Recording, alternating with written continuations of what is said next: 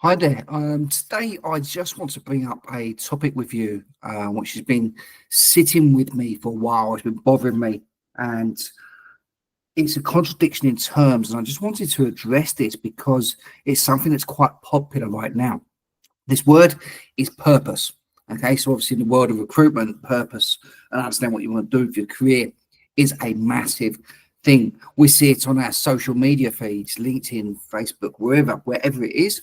We get lots of conversation and lots of posts and pointers citing finding your purpose to find a genuine flow state. This all makes perfect sense to me because when I'm doing things that I enjoy, I do hit a flow state and my performance is better. The days go quick because they're fun, they're not dragging. So aligning with your purpose is very fashionable to get behind. However, it's an aspirational thing. Okay, so where I'm going with this is not everybody is aligned with their purpose. Not everybody is aware of their purpose, and we're chasing to distinguish our purpose as a life goal as well. Maybe with some optimism or pessimism, depending on your personality type. So we're chasing this as an aspirational component of how to live your life. However, the contradiction in terms I find it extremely restrictive. And what I mean by this is when we do searching for purpose, you know, we do a lot of soul searching. We think, we study what we're good at, what we're not so good at, and what have you. We look intrinsically and extrinsically as to what this may be. We may even use popular tools like the Ikigai, which they talk about with the Japanese, which again makes perfect sense. There's a Venn diagram covering off different aspects of your life. It's that little bit in the middle where they all correlate and that lances out your purpose for you. But when we do this activity, however we choose to go about it, we are all slamming in buckets and buckets of bias. And these bias are in the forms of restrictions. These restrictions are the parameters of society that we live in today. So one of the first things I said when we thought purpose is your career or business, same. Okay. That's the first thing that jumps to most of our minds. So the construct that we're basing this on here is money and transaction. Okay.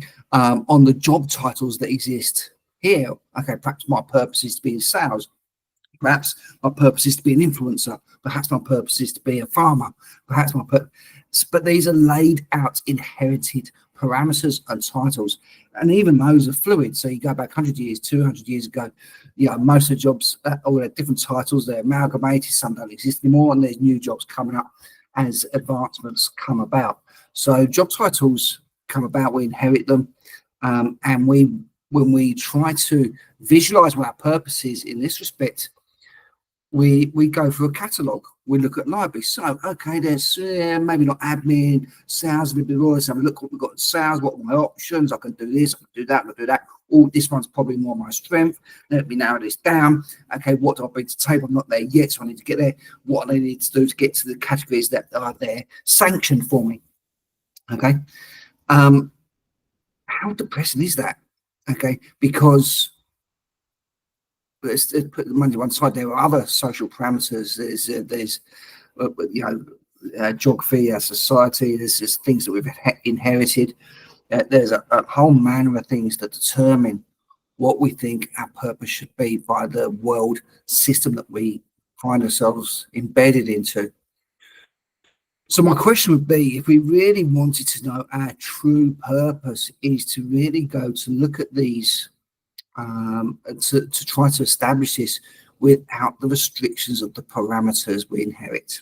Okay, so just really, what would we do if money was no object? Okay, and this isn't about going out and partying all the time and sitting on a beach or wherever it is, because again, that aligns to money. The absence of money validates the money component. It means really, what are we actually good as a being at doing? What do we want to do? What we're happy doing? And And that's pretty hard to do. I'm not saying I've got the answer or solution to it. This is just a thought process, and hopefully you can see why this aspirational component of how to live your life bothers me, because of the restrictive component to it. I listened earlier, I was being a bit lazy, I didn't read a book. I was listening to a book earlier, and they were talking about a community called Tarahumara in Latin America. That's very remote and a sort of a tribal community, and they have whole different aspirations. They have superhuman capabilities. It's not like they can run for days on end without stopping. There's a whole load of things to these people, because they don't know the restrictions that we are living by, and the self-sabotaging belief systems that we have because of the society we live in. But one thing they do, that they don't have money, okay? But one thing they do to transact is they've got two things that they transact with. One is kindness, and the other is alcohol. Okay, so bear with me on this one. So the kindness component is they'll exchange good deeds for each other. So it could be lifting something, moving something, cleaning something, shifting something, cooking something, whatever it may be.